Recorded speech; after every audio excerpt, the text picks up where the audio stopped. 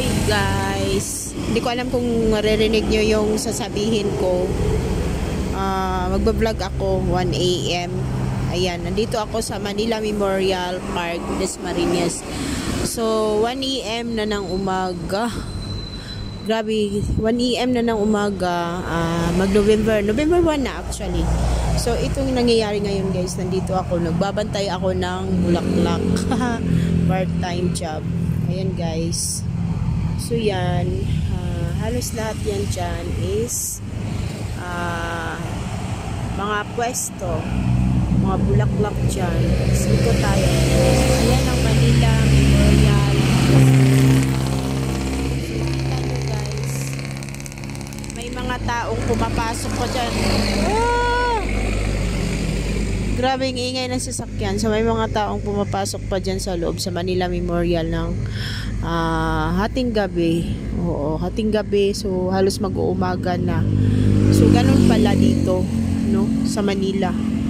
Ganun dito sa Luzon.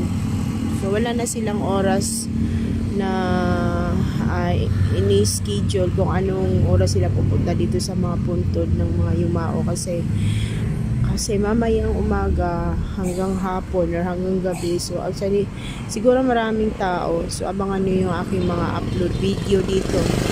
So ayan. Tapos yan. Sa baba na yan, mga flower shop din yan dyan. Maraming mga flower shop.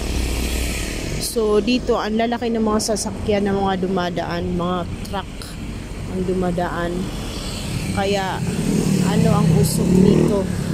Langhapin mo ang lahat ng usok. Ayan, so part-time job tayo guys. Ayan guys, likod. Ayan.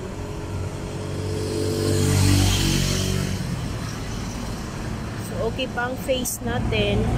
So bukas haggard na to. Guys, grabe ang dami. So yung ano yung aking mga upload video. Grabe guys. So hanggang doon, may mga flower shop din doon. O diba? Ayan. So hindi siya nagsasara. Bukas lang yung cemetery na yan. It's a private cemetery talaga yan. So bukas lang siya. 24 hours. Hanggang matapos ang bukas. So may mga tricycle. Ayan o. Yan. May mga tricycle. Ano natin. Hindi na ma-zoom. So may, ayan mga ano na yan. Tricycle yan. Mga nag-aabang na pasahero. Kasi I think is malawak ang loob niyan. Kasi nagsabi ng tricycle, nagtawag siya ng pasahero kung sasakay pa papunta sa loob. Ayan. So ito po yan. And then ang aking, ito kasing ginabantayan ko. So may jeep. Binabantayan ko na jeep na flower shop is dito naka-duty yung mag-asawa.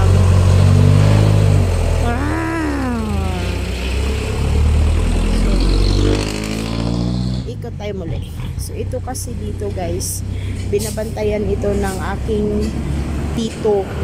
Mag-asawa sila nandito. So tinawag lang ako ng pinsan ko para gabayan sila dahil bago pa lang sila din dito sa Manila. So hindi pa nila gaano alam. So alalayan ko lang sila. Okay guys, see you in my next